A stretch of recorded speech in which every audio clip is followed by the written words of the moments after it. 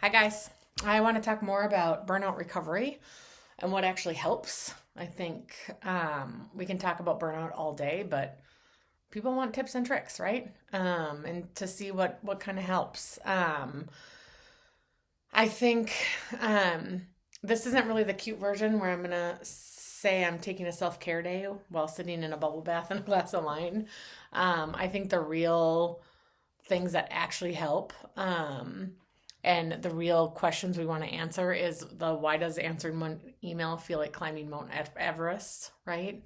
Or why am I exhausted but my brain still won't shut up at night? Everything feels like too much and I might just throw my laptop into the lake, right? The annoying thing about burnout is that everyone talks about it, but the advice is usually terrible. It's something like just practice self care or take a day off, do yoga, right? Yoga's amazing. I love yoga. I love Pilates. I love that stuff. But if you are deeply burnt out, a downward dog or a sun pose is not going to fix your life, right? I want to really talk about what actually helps when you're burned out, not the Pinterest version, right? The real version of what it is. The first thing that helps burnout is honestly kind of uncomfortable. You have to stop pretending you're fine. A lot of us push through it because we feel like we should be able to handle everything. Like, why can I not handle everything? I don't understand. And then you tell yourself, I'm just tired. I just need to push through this week. It'll calm down soon. And then suddenly it's 6 months or 12 months or 18 months have passed and you're still fucking exhausted, right? Burnout gets worse when we ignore it. Your brain and nervous system are basically sending you a message that says, hey, we cannot keep doing this. And if you ignore that message long enough, your brain will eventually just go, cool, we're shutting the whole system down. Again, Control Alt Delete, right? This is why people hit the wall where suddenly they can't focus, they can't care, and they can't function. And then they start thinking they're depressed and they start worrying about mental health stuff, which comes up when you're super burnt out. So step one is you have to acknowledge you're burnt out. You're not weak. You are not lazy. You are burned out. Okay. The second thing that helps, and people really hate hearing it, is that you have to lower your expectations temporarily. When you're burnt out, you are not operating at full capacity. Your brain's exhausted and your nervous system is overloaded. And yet we still expect ourselves to perform like we're at 110% all the time. You can't, right? It's like trying to run a marathon with a broken ankle. It just doesn't work. So instead of trying to be amazing at everything, focus on the minimum effective effort, right? Ask yourself, what's the absolute bare minimum thing that needs to get done today? Not the 50 things on your list, just 2 or 3 things that actually matter. Everything else, it can wait. Nobody's going to die, right? And yes, that will feel super uncomfortable, but burnout recovery requires reducing pressure and not adding more, right? So it's going to feel uncomfortable. The third thing that helps is setting boundaries. Nobody likes to set boundaries. They're awkward, they feel uncomfortable, sometimes they feel rude, but burnout often happens when everyone has access to your time and energy all the time and you let them. It's your inbox, your phone, your messages, your meetings. Your brain never gets a break. So part of recovery is creating friction between you and constant demands, right? That might mean not answering messages immediately, blocking focus time on your calendar, saying, I can't take that on right now. And yes, the first few times you do that, it's going to feel really weird and you're going to be nervous about what your boss is going to say. But protecting your time is one of the biggest burnout preventers there is. It is okay to say, I can't take that on right now. Or, great, you want me to focus on that? Here's the 6 other things I'm working on. What can be put on the back burner for me to take that on for you? And have that conversation with your boss. They're not going to say they want you to do it all. They're going to say, oh, shit, you got a lot on your plate. Let me see if somebody else can do that. Or they're going to say, yeah, that X and Y, you don't need to work on those right now. So let's focus on this other stuff, right?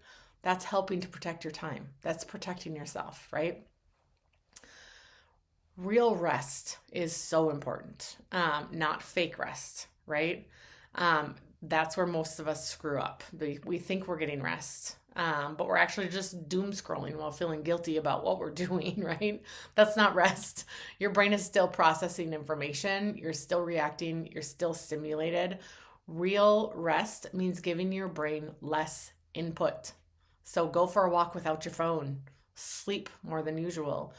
Do something creative or relax without a goal. Even just sitting quietly for a few minutes. It sounds so simple, but I will seriously sit on my couch sometimes and do breathe in and breathe out for 4 counts each. And do that like 3 to 5 times or 5 to 10, depending on how many I need. And that quick 20 seconds where nothing is in my ear and I'm just breathing in and out and I'm counting so that I'm focused on it and not thinking about my to-do list, so helpful, right? It can be super weird if you've been in productivity mode for years, right? But your brain has to relearn how to constantly not perform. And then another thing that really helps burnout recovery is removing unnecessary pressure. So we often carry expectations that nobody actually asks us to carry, right? We feel like we have to always respond quickly. Be the first one to respond to that reply all email that your boss sent out about who can do it, or always say yes, always be productive, always be on. We don't always need to be on. But a lot of that pressure, I think, is self-imposed. When you're burnt out, it helps to step back and ask which of these expectations are actually real, right? And which ones did I invent because I thought I had to be perfect?